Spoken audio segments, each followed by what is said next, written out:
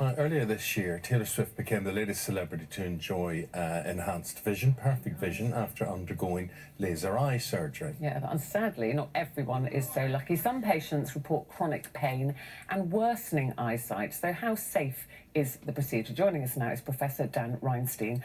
Good to see you. First thing people always go, oh, eyes, I couldn't bear to do anything with my eyes. And it takes a leap of faith, doesn't it? I've had lens replacement surgery, right, and it does take a leap of faith. You do all the research, but at some point you think, this is my eyes and I'm handing myself over to somebody like yourself.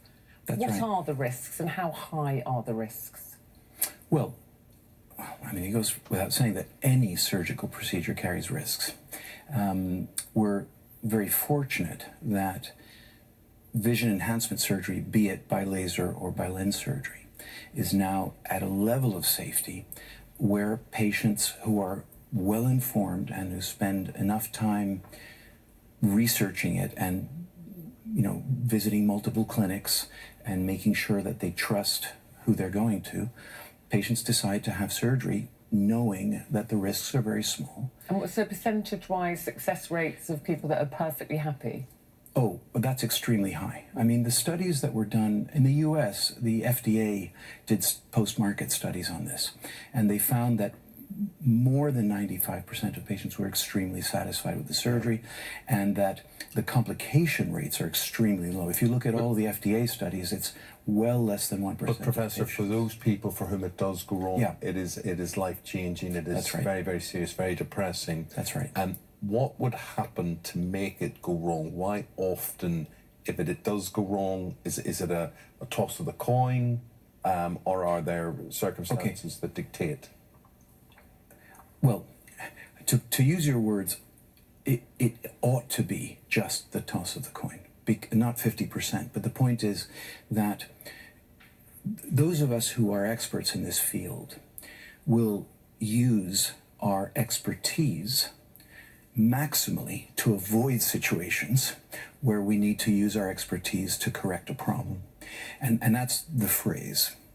The percentage of patients that I need to do repair work on is in the 1 in 1,000 range. So it is very, very unusual. And this explains why there have been more than 50 million procedures performed around the world, because when you look at those numbers, and let's just be clear, we're comparing risks, because someone who can't see without visual aids has a risk. Contact lenses, actually laser eye surgery is slightly safer than contact lenses, and many people wear contact lenses without anything ever happening to them. Glasses are a risk. I mean, people don't realize that. Why? Well, if you can't function without glasses and your glasses are knocked off, that is a big risk. You could break your neck. Your life could be in danger. If people are watching now saying, I have been thinking about this, yeah, how you say you've got to do your research. Where do you start? How do you know somebody is a reputable surgeon? Well, of course, it's difficult, right? Because you've got a non-doctor trying to judge a doctor. But these are the guidelines that I would give people. First of all, don't 45 seconds. Don't decide to have surgery without going for consultations first, because you don't have the facts. You're not armed with the facts. So go to multiple clinics. Do a lot of research before you go to the clinic so that you have your questions at hand, and see a surgeon in advance of the surgery, so that if you have the consultation and you're still, something might occur to you because you didn't think of it on the spur of the moment, you can still have time to go back and ask. Do not rush into laser eye surgery. And word of mouth, I presume. Word of mouth can help. I mean, even everyone has success stories. So I don't know if word of mouth is the best. I mean, online reviews are very good because you can look at the volume of reviews and you can judge the percentage and whether that's helpful or not. All right, well, thank you very much. Yes, do your research is what it comes down to start with. Thank you very much, Professor Dan Reinstein there.